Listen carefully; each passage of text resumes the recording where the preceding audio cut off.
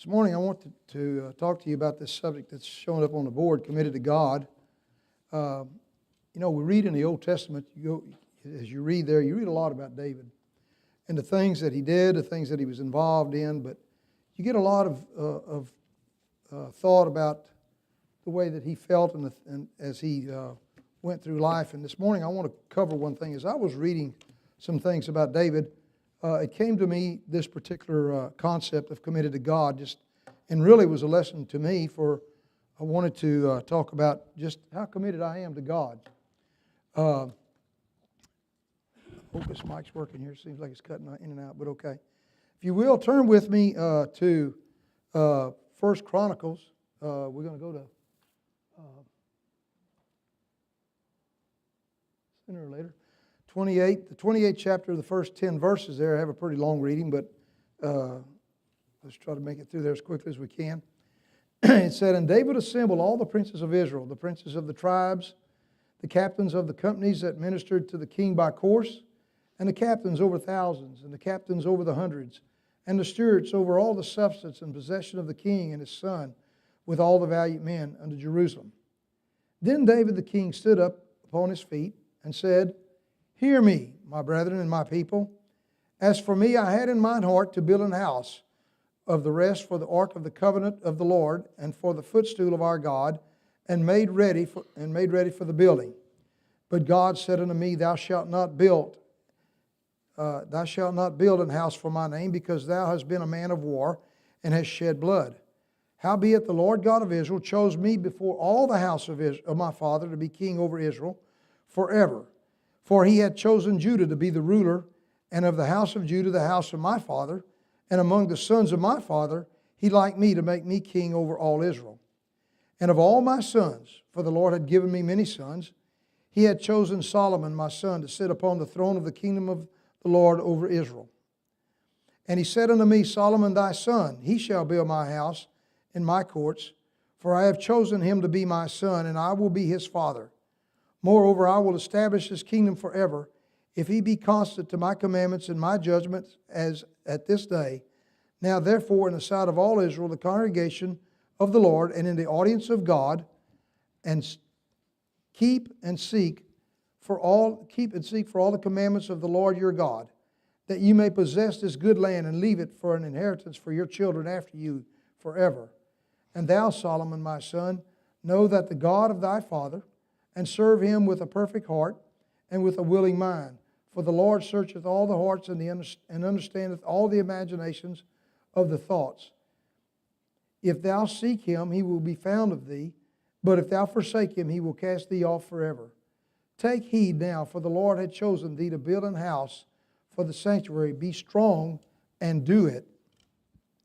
Now, as we think about David's message here, and the fact that he was old and was soon to die, as he brought all these people together in this particular time. And when we consider his audience, the audience that he had there, it was all of Israel was there. Solomon, it was all of his sons, but in particular Solomon was there. And as I thought about this, you and I, through the advent of print, are there as well, to listen to the message that David delivered that day to all of Israel, to his sons, in particular to Solomon.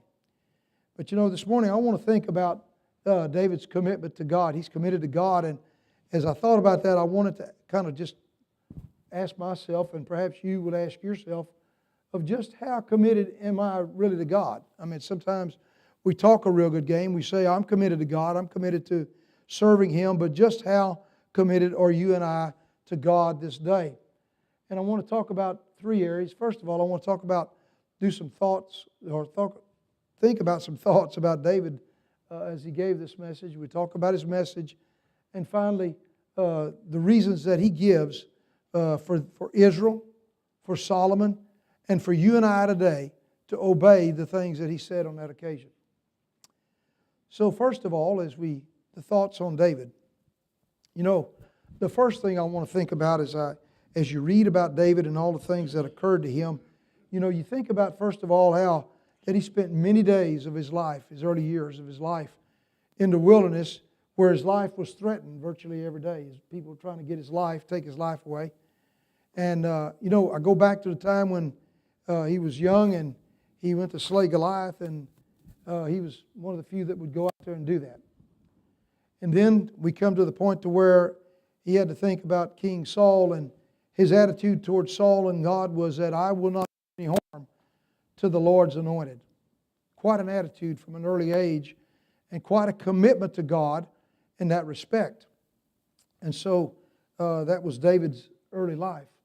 But then we read about David and Bathsheba and the events that occurred on that occasion, and how that Nathan was sent over to say to him when David had no reason to be suspect of anything he had done. Nathan said, hey, you're the man. If you recall the story about, he told about a man taking the only sheep that this poor, offering it for his guests, and he said to David, you're the man because of the things that you have done with Bathsheba. Now, there are a lot of things that occur in our lives that really, topsy-turvy to things that we go through every day, and it's very difficult for us. But this is an event that really had an impact upon David. I mean, he spent many days in sorrow and prayer to God and saying to God, I realize I've done wrong. And I've hurt some people. I've done some things that some people are not going to recover from, and his son never did. And so David had that to overcome, and yet we find that another thing about David is in 1 Chronicles here in the 28th chapter and the 2nd verse, it said, then David king stood up on his feet and said, as for me, I had in mine heart to build an house where the ark of the covenant of God could rest, where God could come and lay his feet upon his footstool and rest there. I had an idea for a long time. David had this thought about God. He said, I've just built me this real nice place to stay in, of cedar and all manner of fine accessories. And he said, yet God and the ark of God are in a tent in Gibeon. And we find that David was always concerned about had this continuous concern about God and where he could live. And he also knew that if he built a sanctuary for God, that Israel would have a place to come and to connect with God. And it would be a physical connection, so to speak, of where they could come to God in his place and they too could rest. And so David had all of these thoughts running through his mind about wanting to build this house for God. And so, but the next thing we read in the 3rd verse of this thing is that God came to David and said, you know what? It's not going to happen, fella. You're not going to be the one that's going to build my house, my sanctuary where I can rest.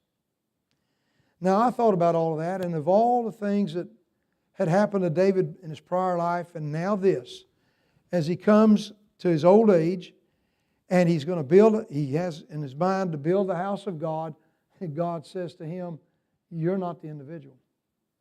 You've been involved in wars.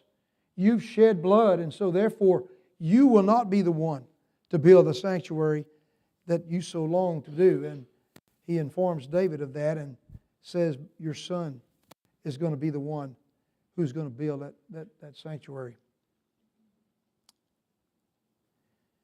And yet David stood up upon this occasion.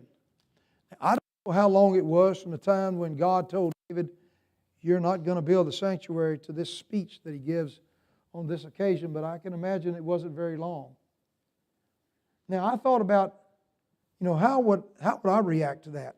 God just telling me of a very important thing in my life that I wanted to do and said to me, you're not going to do it. And so David stands up on this occasion very shortly after God announces that he will not be the one to do that. And I thought about, the thoughts, all these things that David had in his mind. And I got to thinking, do I think of God so thoughtfully and with such concern as David did? That no matter what happens, I'm still concerned about God. I still have faith in God. I still trust in Him. I do everything I can in service to God.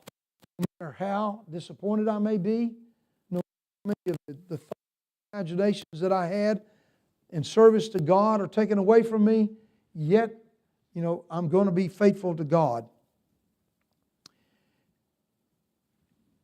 Am I as concerned about God, about how God feels about the way I think and live, when I give so little thought to His wants and His desires that He has for me and for His kingdom? Was the thought that came racing through my mind. And yet David had no problems with switching gears, almost on a dime, and saying, I realize God said I'm not going to build this sanctuary, but let's move on. Let's be committed to God. But then this proclamation comes from God that says, you're not going to build it. And so now, as I turn to the message of David and that which he said on that day, it's to the people. In 1 Chronicles, the 28th chapter, in the, get my papers right here. 28:8, he said, now therefore, in the sight of all Israel, the congregation of the Lord, and in the audience of God, keep and seek all the commandments of the Lord your God, that you may possess this good land and leave it for an inheritance for your children after you forever. So to the people that were there with him that day, that was the message he gave them. To Solomon in 1 Chronicles, the 28th chapter, in the 9th and the 10th verse, he then turns to Solomon and says, and thou, Solomon, my son, know that the God of thy father, and serve him with a perfect heart and with a willing mind. For the Lord searcheth all hearts, and understandeth all the imaginations of the thoughts. If thou seek him, he will be found of thee, but if thou forsake him, he will cast thee off forever. Take heed now, for the Lord hath chosen thee to build an house for the sanctuary. Be strong and do it.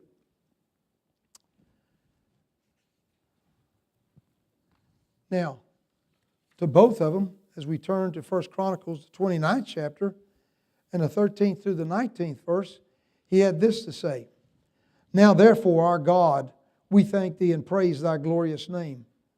But who am I, and what is my people, that we should be able to offer so willingly after this sort? For all things come of thee, and of thine own have we given thee. For we are strangers before thee, and sojourners, as were all our fathers. Our days on the earth are as a shadow, and there is none abiding. O Lord our God, all this store that we have prepared to build thee an house for thine holy name cometh of thine hand, and is all thine own. I know also, my God, that thou triest the hearts, and hast pleasure in uprightness.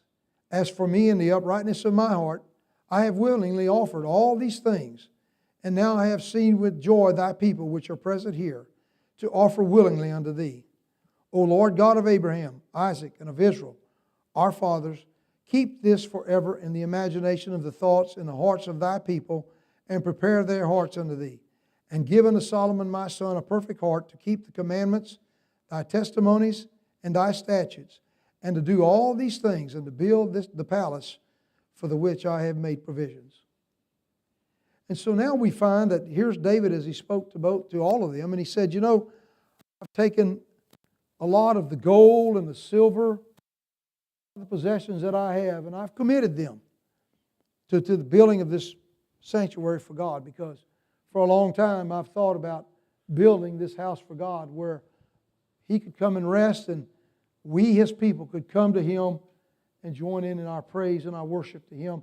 We could sing in His courts, as He says a lot in Psalms about it.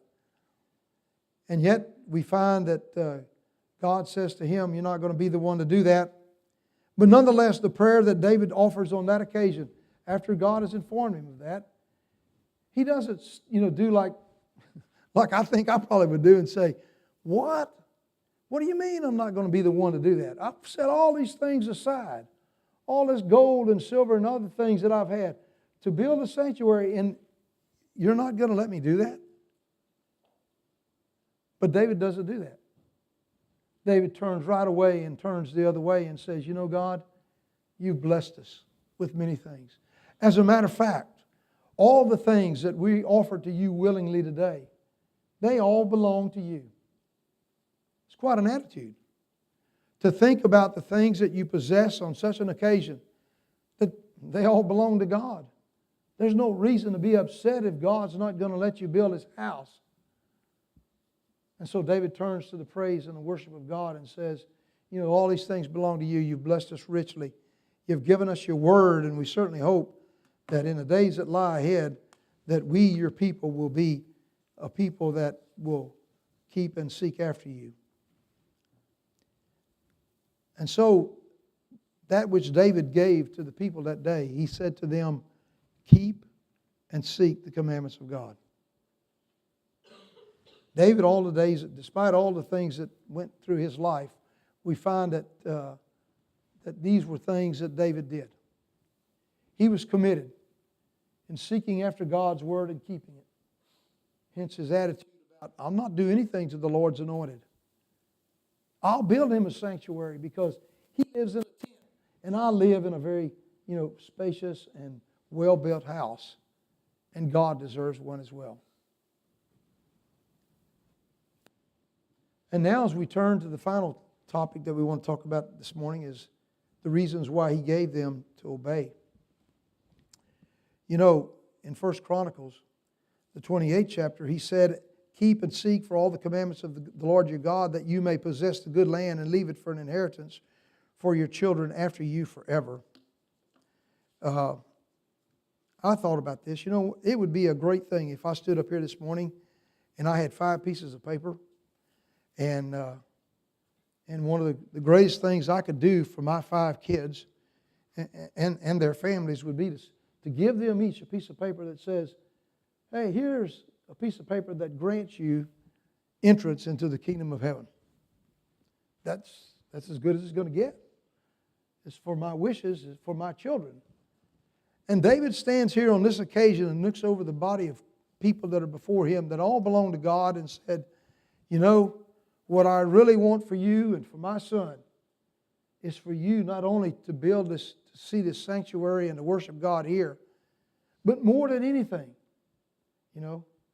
one thing I want for you is for you to enjoy the inheritance that God has given you physically upon the earth.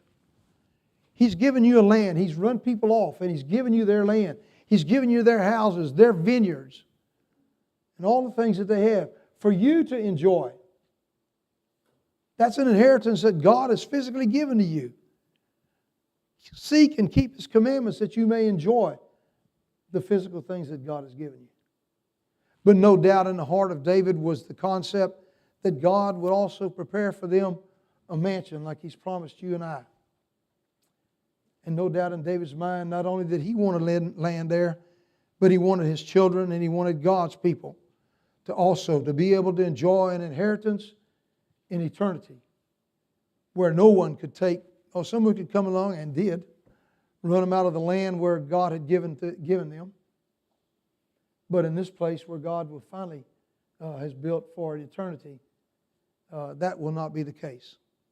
And David's comments on this occasion was to keep and to seek the commandments of God, that not only that they might enjoy the good land that God had given them for an inheritance, but that they could leave it for their children and they could all go on to inherit an eternal place in heaven as well.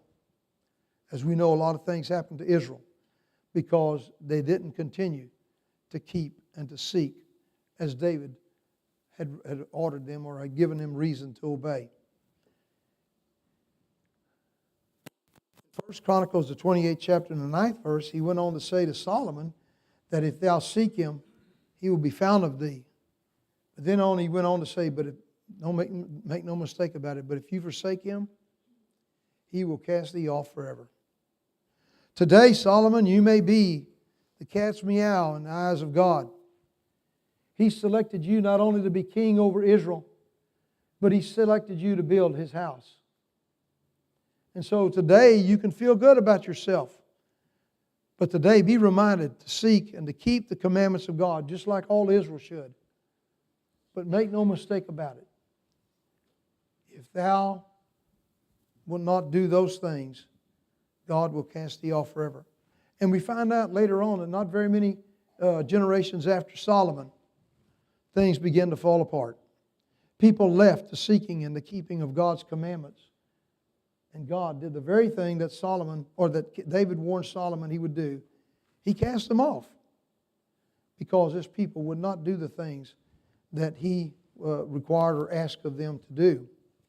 And so David had given them those reasons to obey God, to keep and to seek in God because of the things that were at stake. But you know, I wonder sometimes about, as I said, about my commitment, and perhaps you do too, worry about your commitment to God. Just how faithful are we?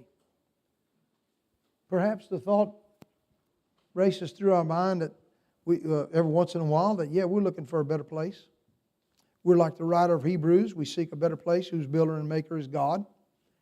And that would be part of our mantra, part of the things that we're trying to do. But, you know, soon thereafter, like Israel, perhaps the thought leaves us. And we forget to keep and to seek and to continue in serving God.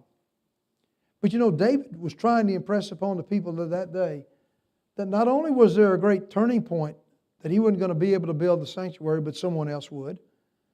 But soon in the days that were to follow, that sanctuary would be built.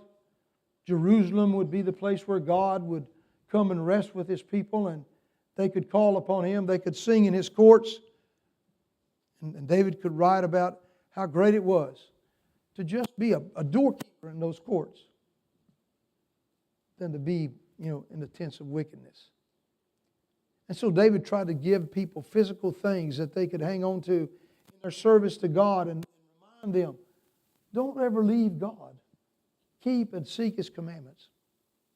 And yet one of the hardest things for you and I to do today, I'm convinced, is to follow this message that David gave in keeping and seeking the commandments of God. So many other things come in our way and take that away from us. But you know, as we conclude this morning, and we think about, in 1 Chronicles, the 29th chapter and the 28th verse, this is what it said about David. And he died in a good old age, full of days, riches, and honor, and Solomon his son reigned in his stead. So we find that in a good old age, David went on to live very many days in his life as far as his service to God. But, you know, God served him well. He gave him all the days that, that he could. But He gave him all the riches as well and all the honor to go along with that. And so, you know, as He told him to seek the commandments, David did that. David constantly was thinking about God. Not only about building the sanctuary, but his service to God and the things that he should do. He thought when God reprimanded him, he took the reprimand and he made changes. And so he kept the commandments of God all the days of his life. And because of that, the things that preceded this, being of a good old age, full of days, full of riches, full of honor, he enjoyed those things. And he said those things would be the net result if Israel would learn to seek and to keep the commandments of God. But not only would those physical things that he gave that he listed that day would be theirs to keep, but he hoped he conveyed to them the concept of an eternal inheritance with God, where God would make them a kingdom or a place for them to live in where no one would be able to take away that which God had given them. And so this morning, we leave the lesson with you, and if you're not you haven't been obedient to the first principles of the oracles of God, you have the opportunity this morning to begin your commitment to God and to walk with Him, to begin to practice this concept that David gave us of seeking and keeping the commandments of God, to know that God will bless you in the end with a home in heaven. You have that opportunity this morning. Or if you need the prayers of the church, we'd be willing to help you with that as well. So if either one have an obligation to perform this morning, why don't you come while we stand and sing the song that's been selected.